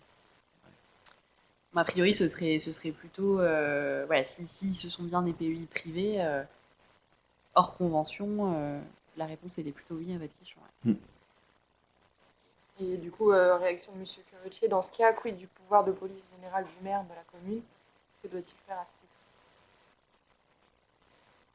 Ah bah, là, en fait, le pouvoir de police générale du maire, on l'entend surtout sur le fait de dire s'il y a eu transfert de la compétence défense incendie et transfert du pouvoir de police spéciale défense incendie, en fait, c'est simplement en cas de crise que par le pouvoir de police générale du maire, le maire va devoir agir, mais là, très rapidement, lui, il sera hors de cause, je pense, par un jeu de responsabilité en cascade. Enfin, en fait, ouais, tout à fait. Alors après, par contre, qu'il est transféré ou pas les pouvoirs de police, c'est vrai que s'il est au courant qu'il y a tel problème en la matière, il peut prendre tout de même effectivement des arrêtés pour dire je vous mets en demeure de faire de mettre en conformité, etc., etc. Mais très vite, on va atteindre la limite des travaux qu'on fait exécuter d'office, parce que même si à la limite, au titre des pouvoirs de police, je peux prendre certaines mesures, et c'est vrai qu'on est sur un domaine suffisamment sensible pour que le juge puisse éventuellement nous dire qu'on n'a pas eu forcément tort d'ordonner même l'exécution de certains travaux. Mais vous êtes très vite exposé à toute la lourdeur et la quasi-impossibilité de réussir à obtenir les remboursements des coûts. Comme toujours dans l'exercice de ces pouvoirs de police, la mesure elle doit être proportionnée au risque. Donc si on est sur un lotissement par exemple, où il y a 3 pays et finalement il y en a un qui ne fonctionne pas, il y en a 2 qui fonctionnent, est-ce que je vais pouvoir réellement intervenir si en réalité ils sont assez rapprochés? Ça va être délicat. S'il n'y a rien qui fonctionne, je vais sans doute pouvoir utiliser mes pouvoirs de police dans la matière. Alors, tout le paradoxe d'ailleurs, c'est que mes pouvoirs de police spéciaux DECI vont me permettre de dire il faut une amélioration, etc., etc. Mais si vraiment on glisse dans l'exercice des pouvoirs de police en demandant l'exécution sans contrainte, on va être effectivement plutôt encore dans les pouvoirs de police du maire. Au titre de les risques de la sécurité. Mais voilà, ça sera forcément apprécié au cas par cas. Et encore une fois, on va avoir toutes les contraintes d'intervention, parce que si on est sur des parcelles privées, c'est compliqué de pouvoir accéder, il va falloir engager tout un ensemble de procédures pour accéder à la propriété. Donc on va avoir toutes les limites qu'on connaît dans tous les autres domaines en la matière. Mais c'est un axe qu'on ne peut pas exclure effectivement. Question de Camille Prat, du coup, dans le cadre d'un PEI situé en domaine privé mais accessible depuis le domaine public, donc potentiellement utilisé pour un usage public, est-ce que le PEI doit obligatoirement être considéré comme public?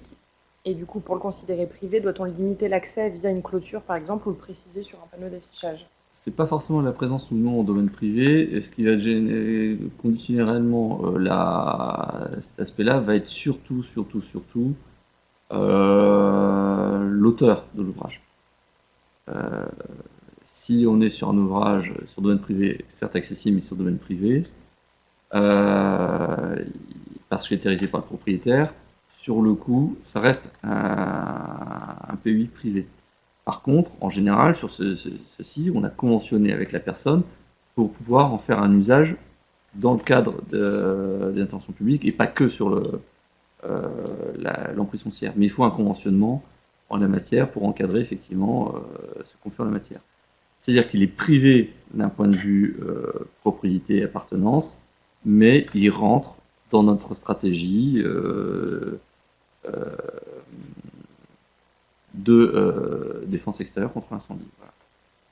Voilà. Et par contre, alors doit-on limiter l'accès via une clôture par exemple ou préciser par un panneau d'affichage? Ça, c'est des choses à afficher en modalité, mais si effectivement il a vocation à être affecté pour un usage de défense globale, alors effectivement, je dirais que c'est plutôt pas limiter l'accès via une clôture, mais c'est plutôt prévoir effectivement, expressément, qu'il n'y aura pas peut-être de clôture, plutôt justement pour garantir son accès. C'est-à-dire que la Convention doit garantir son accessibilité. Sauf si, à l'inverse, ce que vous évoquez ici, est qu'on est sur un ouvrage qui sert que à la défense privée, mais c'est son implantation qui est un peu malheureuse et qui le conduit sur un usage public. Là, je pense qu'effectivement, il faut à la fois, dans le schéma, dans la stratégie, dire qu'effectivement, c'est un pays privé, et peut-être, effectivement, la métallisation par un panneau en genre peut être utile. En tout cas, il est important, s'il n'est pas affecté au public, accessible mais pas affecté au public, effectivement que ce soit très clair, notamment au niveau du SDIS, parce qu'il n'y a rien de plus dangereux par contre que de se retrouver avec un ouvrage qui est hors de notre juridiction, au sens pas judiciaire, mais de notre périmètre d'intervention, avec les services qui se raccordent dessus, puis en fait le truc, le PUI qui ne marche pas, parce que là on fait perdre du temps, et ainsi de suite. Alors que si on a effectivement matérialisé, mais pas affecté la matière, on ne va pas être dans les mêmes situations de responsabilité, et il sera utilisé dans ces cas que, on va dire, on n'a pas en tout cas pas un usage prioritaire, et donc on évitera les risques de dérapage et une cascade de responsabilité. Alors, autre question du coup, Monsieur Boufreda, certains SDIS imposent des débits minimums avec des essais simultanés, avec des écarts importants sur le nombre de PUI concernés ou encore les débits exigés. Quel est le cadre juridique en cas de pratique? Il ne me semble pas que ce soit des techniques qui soient mises dans le référentiel national, donc c'est plutôt effectivement des mesures qui sont prescrites dans le règlement départemental. Pour moi. C'est plutôt là où je m'attends à les avoir en tout cas. Après, ce n'est pas forcément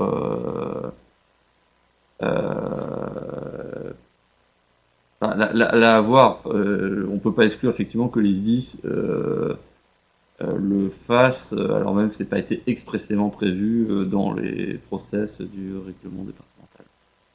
Mais en tout cas, ce serait plutôt dans le règlement départemental que je m'attendrais à trouver le descriptif de ces pratiques. Alors, on arrive à la dernière question, remarque, Monsieur Furetier, du coup, qui constate sur son secteur géographique de compétences que beaucoup de communautés de communes s'orientent vers la mise en place d'un syndicat unique qui gère toutes les thématiques liées à l'eau, dont la DECI. Du coup, les élus ont ainsi le sentiment de participer pleinement à la gestion de la DECI, plutôt que de la voir se perdre et se diluer dans les mains de l'organisation communautaire. Merci de me faire part de vos réflexions, avantages, inconvénients.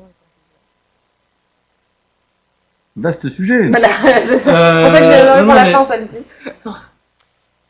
C'est quand même pas idiot, enfin, je sais pas, c'est quand même pas idiot effectivement de faire le lien entre les deux, parce que voilà, on le voit bien, il y a quand même une interface forte avec l'eau potable, et si l'eau est exercée à un niveau syndical, ce n'est pas idiot. Par contre, est-ce que ça doit être une relation commune vers vers le syndicat directement, ou communauté, syndicat, là la question peut se poser. Si la communauté a pris la compétence, alors il est peut-être pas idiot qu'en cascade elle prenne aussi la compétence, enfin je veux dire, même si c'est pour siéger dans le syndicat. Moi j'aurais tendance à dire qu'il est peut-être pas idiot dans ce cas que la communauté prenne aussi la DCI qui est à retransférer au syndicat, pour pouvoir jouer aussi sur ses pouvoirs de police, et du coup peut-être est comme déjà à une strate intermédiaire d'élaboration de la stratégie, en tandem avec le syndicat évidemment, mais pour pouvoir adopter par exemple voilà, le schéma de distribution à l'échelle de la communauté ou des choses dans le genre. Mais après, c'est vraiment propre à chaque territoire parce que ça dépend même de on se rend bien compte sur les missions que nous accompagnons, il y a des territoires où la communauté a complètement sa cohérence territoriale pour exercer la compétence eau et donc aussi la compétence DECI. Et il y a d'autres territoires, en fait, il y a un maillage tellement complexe avec des syndicats qui se superposent, qui vont exister toujours, mais qui correspondent aussi à des réalités de réseaux différents qui ont été mis en place, qui font que finalement, la stratégie est peut-être pertinente pour nos syndicats. Et puis parfois, on est dans des territoires très urbains, où finalement, la logique du service de l'eau n'est que l'approvisionnement. Mais l'enjeu, finalement, va être énormément lié à l'urbain, au déploiement de l'urbain, etc., etc. Et alors peut-être que là, du coup, découpler, ne pas lier, je veux dire, la DECI à l'eau potable, parce que la stratégie eau potable, elle est pertinente à l'échelle du territoire sur le syndicat, mais peut-être qu'effectivement, au regard de l'urbanisme, des enjeux de territoire, de son développement, du fait qu'on est sur du très urbain, alors là, il est peut-être pertinent, effectivement, que la DECI reste au niveau de la communauté. Je suis désolé, j'ai un peu l'impression de botter en touche, mais ça fait vraiment partie des choses qui sont appréciées au cas par cas, et ce qui est vrai sur un territoire n'est pas forcément vrai sur un autre territoire voisin. Nous ne nous retrouvons pas à préconiser les mêmes choses au fur et à mesure des missions que nous accompagnons. Il y a des territoires, on leur dit même clairement, ne transférez pas, c'est une bêtise, il ne faut pas le faire. Que ce soit sur l'eau, là-dessus, puis d'autres, au contraire, on dit, vous avez une fenêtre de tir qui est merveilleuse, il faut le faire. C'est tout l'enjeu de ces études, c'est justement, ça n'a pas d'intérêt si on vient en calquant des idées préconçues à tous les territoires. Donc c'est vraiment apprécié au cas par cas. Mais c'est vrai que j'y pense, mais j'aurais peut-être dû le dire en introduction, on avait vraiment tourné la présentation autour de l'opportunité du transfert aux communautés, parce qu'on s'était posé cette question dans le cadre des transferts de compétences eau potable aux communautés. Mais effectivement, et là je pense que les échanges le montrent bien, enfin les fonctionnements en syndicat, ils peuvent tout à fait se justifier.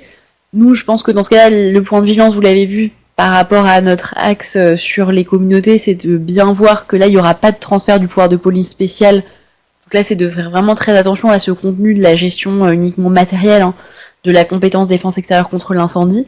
Mais effectivement, on a pu tout à fait accompagner aussi des syndicats dans leur prise de compétence défense incendie. Donc il y a des avantages. Je dirais que les avantages qu'on retrouve, comme pour les communautés, mais peut-être même à des échelles plus grandes et avec d'autres interfaces que, comme vous le citez, toutes les thématiques liées à l'eau, c'est vraiment la mutualisation de moyens, ça de manière claire. Dans les inconvénients, point de vigilance, je pense que la grosse différence entre le fonctionnement syndicat versus communauté, ça va être l'impossibilité de transfert du pouvoir de police spécial dont il faut avoir conscience et du coup, surtout dans ce cas-là, bien gérer l'interface avec les communes. Donc c'est pour ça que moi, peut-être que l'idée de se perdre et de diluer dans les mains d'une organisation communautaire, je dirais que ce risque-là, il peut aussi exister dans le cadre de syndicats de taille très importante, là surtout si vous évoquez plusieurs communautés. Par contre, c'est vrai que l'inconvénient de l'impossibilité du transfert de pouvoir de police spéciale en cas de structuration syndicale impose peut-être de maintenir une coordination beaucoup plus forte avec les communes, justement pour lever cette impossibilité, et donc effectivement de garder des communes très actives sur les enjeux relatifs à la défense incendie. Donc voilà, donc c'est peut-être là où on peut trouver aussi une source de meilleure coordination. Et en plus, si c'est pas uniquement sur la défense incendie, mais aussi sur d'autres thématiques liées à l'eau, voilà, le syndicat évidemment peut trouver tout son sens. Voilà. Donc c'est vrai que là, nous, on l'avait beaucoup axé la présentation. C'était un peu assumé, mais transfert aux communautés parce que dans le contexte des études transfert de compétences eau potable, mais il y a effectivement beaucoup d'autres possibilités, soit le maintien au niveau des communes, soit le transfert plutôt à des syndicats. Alors du coup, merci pour ces éléments. Du coup, en attendant, on a quand même une autre question. Si un PEI privé est détérioré ou réserve incendie vidée, Lors d'un sinistre pour un tiers ou pour un sinistre sur la voie publique, à qui incombe la remise en état ou le remplissage de la réserve? Ça dépend s'il a été affecté ou pas au public, mais généralement ça va être plutôt à la personne privée. Alors après, avec voilà, vous évoquez le cas d'un sinistre avec un tiers en cause, etc. Là, il y a quand même aussi après les remboursements, par contre, qui s'opèrent via les mécanismes évidemment des assurances. Voilà. Mais par contre, s'il a été affecté au public, on peut effectivement, avec les conventionnements par exemple, et que du coup on a un usage aussi en la matière, on peut assumer éventuellement ce remplissage par les voies conventionnelles. Merci. Du coup, j'ai pas d'autres questions. On arrive à la fin du coup des interventions. Merci à vous deux pour vos interventions. Merci à tous pour les échanges qu'on a pu avoir. Ce qu'on vous propose, c'est peut-être sur les 2-3 questions, il y avait peut-être des éléments complémentaires, voilà, qu'on en rediscute. Et puis on verra comment vous diffusez les infos sur la communauté directement, sur le réseau O. Donc je le répète, du coup, le support de présentation du coup sera disponible en téléchargement. Vous pourrez également revisionner les interventions d'ici quelques jours sur la communauté. Vous avez le petit sondage de fin, n'hésitez pas. Si vous avez peut-être d'autres questions en particulier à adresser à nos intervenants, n'hésitez pas à les publier ici. Si vous étiez plusieurs du coup derrière votre écran, n'hésitez pas à nous le préciser aussi. On pourra vous envoyer les attestations de formation. Et s'il y a d'autres thématiques qui vous intéressent à aborder en formation sur le réseau, n'hésitez pas également à le partager sur ce sondage. Merci à tous et Merci. je vous souhaite une très bonne journée à tous. Au revoir. Au revoir. Merci.